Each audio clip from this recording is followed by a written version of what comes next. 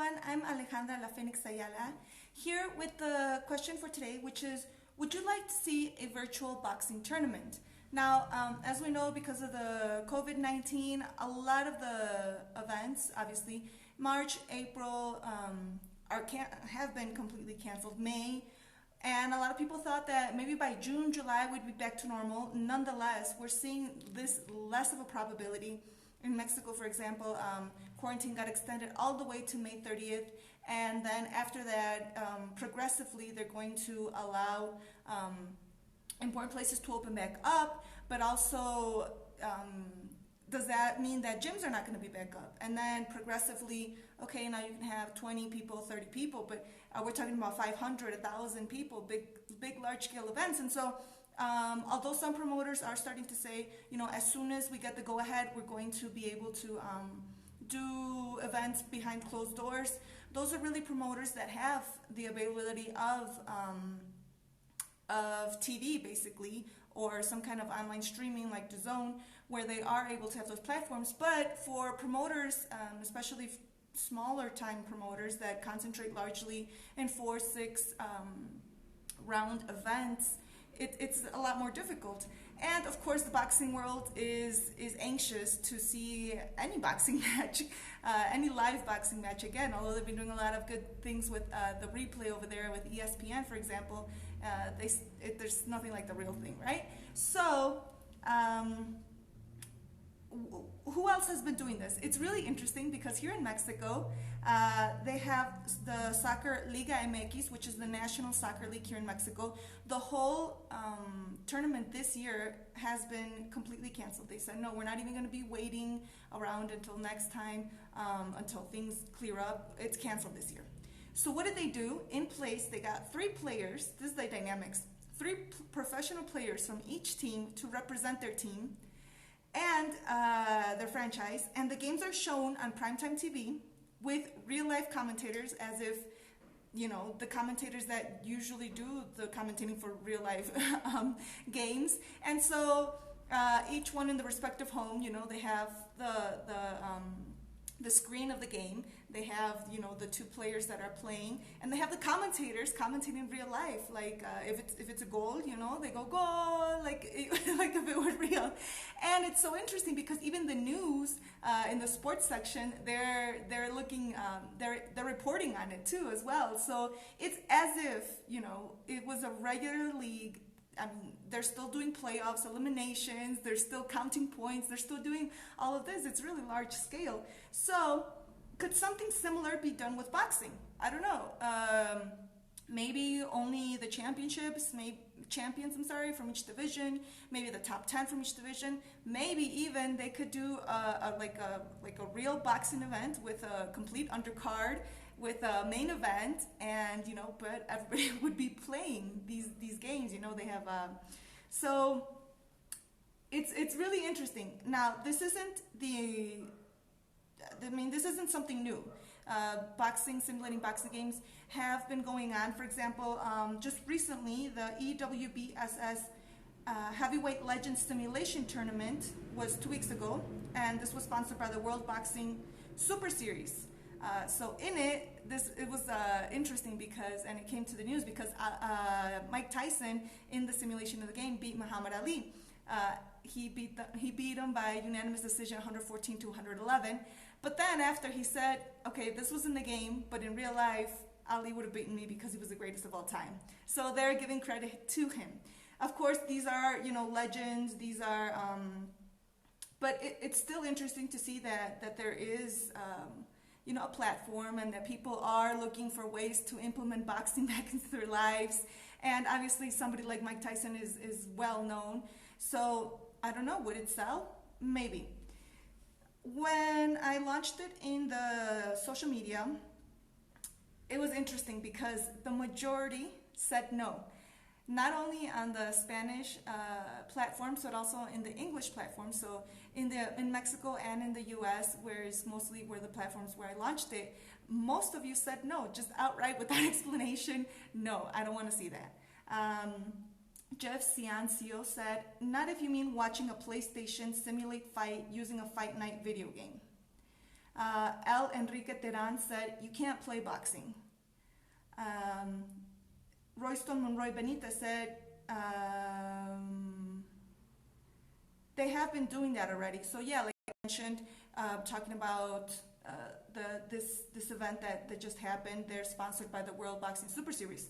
And Luis Carlos said, yes, with Fight Night, it's difficult and you can create a multiplayer that looks like you, but I haven't been able to defeat Tyson Fury. So, I mean, I think if you take it for what it is, it could be interesting. I think even though we're watching these simulations of these games of what would have happened, there's a lot of interesting fights that were going to take place that didn't take place.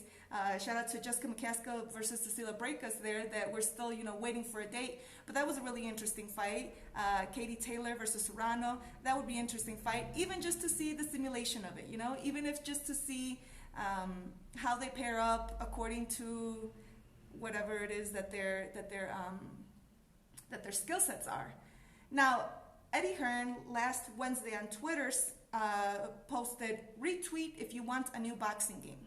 So I thought that he was referring himself to to something similar like this. So I was excited and I wanted to see, what the people were going to say. So in that, he got 43,100 retweets. But once I actually paid attention to what he was talking about, he means creating a new, EA or 2K type of sports, Fight Night type of sports, type of game. So he means to create a new type of boxing game. And many people commented that although it would be popular, the licensing fees and bumps would be too much. Others said that it would cost too much, but the demand for it is so high that he could make his money back in the first couple of weeks. So that's interesting, even just to talk about, boxing games. Obviously, you're faced with difficulties, and obviously, if it were a tournament, you do have to, get the permission of whatever the game is. I'm not really sure because boxing is so international. I mean, the Liga MX, the soccer tournament that they're holding on a national level, I think is a little bit easier because we're only dealing with Mexican fighters, Mexican players, Mexican teams, one league, one, organism, which is the FIFA, etc. In boxing, I'm not sure how it would work. Do you get permission from all organisms? The WBA, the WBC, WBO, IBF, etc. If it's international, I'm not sure. Do you have to have permission of these different countries where they're going to be fighting at? Each player also has their managers, their promoters, etc. So I think it would be a little bit more difficult, but I mean, we have time, and I think if somebody would want to organize it, for me at least, I think it would be interesting. Anyway, this is the way that virtual reality and all of this, the future is going anyway, because even before the quarantine due to COVID-19, video gaming and streaming is already very real. It's already very present and relevant. You have Twitch and other platforms where people watch people play video games and even get paid for it. And there's even sponsors who pay for a person who's actually really good at whatever the video game in question is. And you could literally make a living by playing video games nowadays. So I remember I have a nephew who's very into this, and he does Fortnite and whatever. And he says, "Oh, I just got $100." I'm like, "Why?" "Because I'm playing video games." And I said, "So people are watching me," and I couldn't fathom it until he broke it down like this. Look, what's the difference of me playing this game and somebody entertained by the way I play, and I'm a good player, and I make it fun, I can dance, I can do all these crazy movements, than you watching, for example, a basketball game. You still don't have any capacity, like it's not in you to be able to do anything about the game, and yet we're there and we're screaming and we get excited about it, and the points that somebody else makes affect us somehow. And so, I mean, if you look at it in that way, I think it's interesting. Of course, when we watch a boxing event, a boxing fight, if it's not our fighter, if it's, I mean, it really doesn't have a direct effect on us, and yet we're there, and you know, it's exciting. So I think it could be a possibility. Although the majority of you said no, so that's interesting because then we wouldn't have much of an audience. But maybe if somebody big, if somebody controversial, or somebody likable like Eddie Hearn, if he were to do something like this, I think maybe it would be interesting. So greetings to Robert Cartagena. So we broke it down. He said, how would a virtual boxing tournament work? I broke it down sort of how we could do it. And he says, for fun, can we do Rick Ramos boxing virtual tournament? You versus Jessica McCaskill, and Summer versus Kim Carlson, with Alani Diaz as a wild card entry. Now that's really interesting. Let's pitch it to Rick and see what he says. You know, I mean, I think I'd be up for it. I think anything's up in the air. And obviously, you know, we're training, but we're also quarantined, most of us quite restrictively. So I think it's fun, and it's good for our soul and our well-being to just kind of interact with other people, you know? So that's it for today. Thank you so much. As always, hello to everyone in Chicago, Mexico City, Tijuana, Canada, and the rest of the world. I am Alejandra La Fenix Ayala, and we'll see you Friday. Bye-bye.